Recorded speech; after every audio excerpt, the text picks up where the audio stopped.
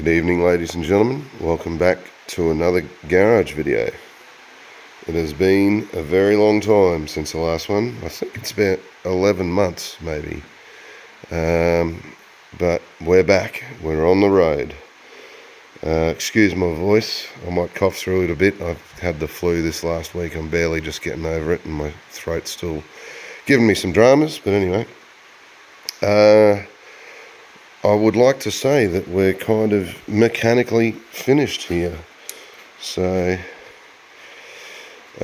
cosmetic stuff I still have to do, but yeah, the improvements I've made in the last year are just, I don't know where to start. I guess at the front of the car, like usual. So, we've got a brand new Plasman intercooler, sorry.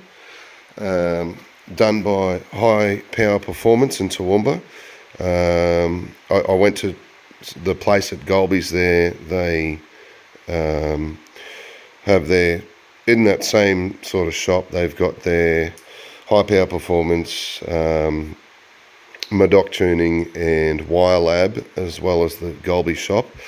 And I'm so glad I've went there to these guys. They've done just such a spectacular job. Did exactly what I asked for, and even a little bit extra. And have just nailed it with this. So, yeah, intercooler. We've got brand new piping. We've got a brand new mount to keep it legal for the potty. Yeah, all brand new piping, just spectacular work on that. The welds are spectacular, like it's just artwork. And yeah, they've done a great job there. The cooling panel, this is my old cooling panel. The carbon fiber one I ended up getting, this one here, doesn't actually fit, which is really annoying. It just seems, I don't know if it's for a Series 2, but this just seems, this raised bit here seems to not want to line up, and I can't get this top piece over the top with it. So anyway, I might sell that on or use it as a garage ornament. I didn't pay too much for it, so I'm not too fussed. But anyway, so that's I got the old one in. I put a few dress up bolts on it and stuff. But anyway, so we got that. I still have to put in new heat shielding and everything there. I'm going to cover this up. The old mount, that doesn't look any good, so I'm going to redo all that. I've got a new master cylinder. It's been sent off to a brake master cylinder, which is the bigger diameter one. And I've had to send it off to get that final provision there drilled and tapped so I can fit that third brake line in, because I don't have ABS. What else have they done? Oh, like absolutely cleaned up the engine bay. Pretty much can't see any wiring. Whole new wiring harness by Wire Lab here. Like top work, you know. The Davies Craig fan controller gone. All new relays. Everything for the fan controller controlled through the brand spanking new Haltech Nexus S3. So that's working like an absolute dream. I love it. We'll get to the computer and its options soon, but this strut brace, I'll be selling that shortly. If someone needs one, I'll probably sell it for $130 or something. I've got a carbon fiber one I've got to put on from Cusco, Japan. And the one thing we've been talking about for years, they're finally in. New MCA Pro Street suspension, and it has changed the car. It's absolutely spectacular. They're great. I've got them about midway on the dampening, and it seems to be alright. I might drop it down one click just for the shit roads out here, but it's quite good. What else have we got changed? We've got the BPP fuel rail, you can just see in there. Bosch 1000cc injectors, all new fuel lines. We've got a Turbo Smart FPR 1200. Fuel pressure regulator. Yeah, all new lines. We've got the radium fuel pump hanger in, the twin Walbro 255 pumps. It's still running on 98, and at peak power or peak boost at 22 psi, it now makes 555 wheel horsepower and 695 newton meters of torque. So a big jump from the old probably 400 to 420 it was making. But the best thing is it's just got way more torque everywhere, and it starts building boost at 3.5 grand, and I'm at full boost at 4.5 grand. It is just spectacular to drive, and off boost it's just the same as it used to be, really. Even with the big injectors and everything, it just still feels like anyone can drive it as a normal car. But yeah, we've got a new boost solenoid there. The second spring was put back in that, so the base lowest pressure I think is 16 pounds an hour, 16 pound of boost, and that makes, on the lowest boost setting, I think it's about I think he said 480 or 460. I've got a brand new Toyota Genuine hood lining coming. They started remanufacturing them, so that disgusting thing can go, and it'll make it look a lot better. Yeah, we got all new, you can't see them, but R35 coil packs in there with the new Golby's bracketry for that. All new wiring for everything. We've got a brand new idle control valve, which with my old one over here, you can see it was just this sort of a setup with the little potty on it and made that real hissing noise. He's done a good job and had a good idea where he's plumbed it back in just to the intake here, so it doesn't make that stupid hissing noise anymore when you're sitting there at idle. We've got some new hoses. Yeah, I think. Oh, we got a brand new but the same turbo beanie, because my old one had been on there for about 6 years, and when they pulled it apart it sort of disintegrated, so I just said, yep, chuck another one of those on. Yeah, the wiring's all good. We got a bunch of new sensors. Yeah, the Haltech Nexus S3. So we'll move into the inside now. We've got the passenger seat is finally in. So we got the matching, if I can get a good shot of this, the matching Bride Stradia Alcantara sports seats. They're very nice. Adjustable. So we've also got new carbon fibre here. I've got a new shift boot as well to put on there, a Bride one. But we now have the Haltech button controller. So pretty self-explanatory. I'll put this Haltech button on that bottom left one. That isn't assigned to anything at the moment. That's just, I could assign it to something later on.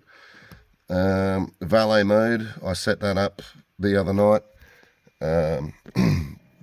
So when that's engaged, it just won't let it rev past 3,500 RPM. So people, if I let someone else drive it or whatever, they won't get in trouble driving it. But also the cool thing is everything's data logged, so if they turn that off or do anything, I'll know about it if I get it back. Fuel pump, that's just to override the fuel pump if I ever need to empty the tank or something like that. Thermo fan, that just works normally. That's also an override button that I can just turn the thermo fans on if I want to leave them on to help it cool down or something in a staging lane, or just if it's a hot day, I don't know. The reset, we've got, so it's actually my engine light at the minute. If it lights up that middle orange button there, middle LED I should say, at the top, it's an engine light, but that can reset it. The bottom cranky face, that's rotational idle. I thought it'd be a bit better. I don't really like the sound of it, so I'm probably never going to use it. The boost is just the power level, so low, medium, high, and then when it's off, I get staged boost. So first and second are low boost, and then third, fourth, plus give me high boost, and then yeah, the anti-lag button, and which is engages normally anti-lag or rolling anti-lag, which is awesome, and I love the shit out of that. It is just the coolest thing ever. So yeah, that's all happening there. We got what else has changed? Yeah, we got the radium fuel pump hanger in. Oh, I can't show it on, well, I might be able to show it on video. I'll just open the boot, but I soundproofed the entire boot because the twin fuel pumps were very loud. So I've now got all the boot back together, but just stand by.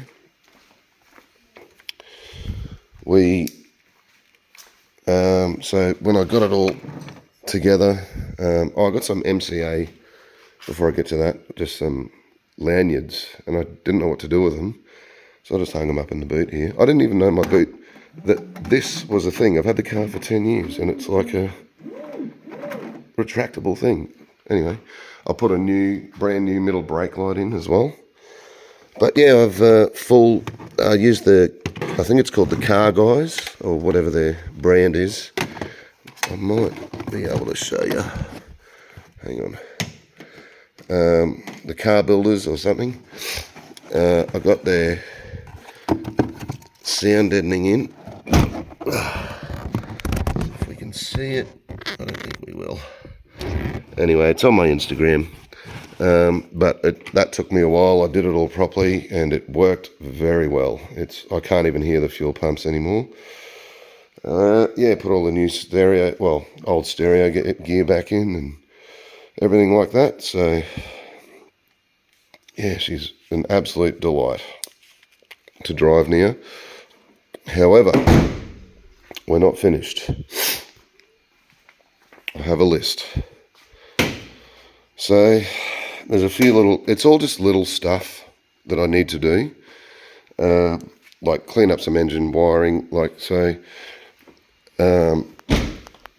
there's just a bit of wiring up here that I want to tuck away and hide for like the boost solenoid and whatever. Clean that up, nothing major. Yeah, what else we got? Replace the hood liner, that's easy. Make a new heat shield, so all the stuff around the turbo. Refit my catch can, replace the strut brace, I'll probably do that tomorrow. Yeah, mount that Haltech button controller. So what I'm thinking I'm going to do, because originally, I've just got it here temporarily now, but I thought I didn't know what these were like, but they're actually quite thick, and they've got a big plug behind them and everything.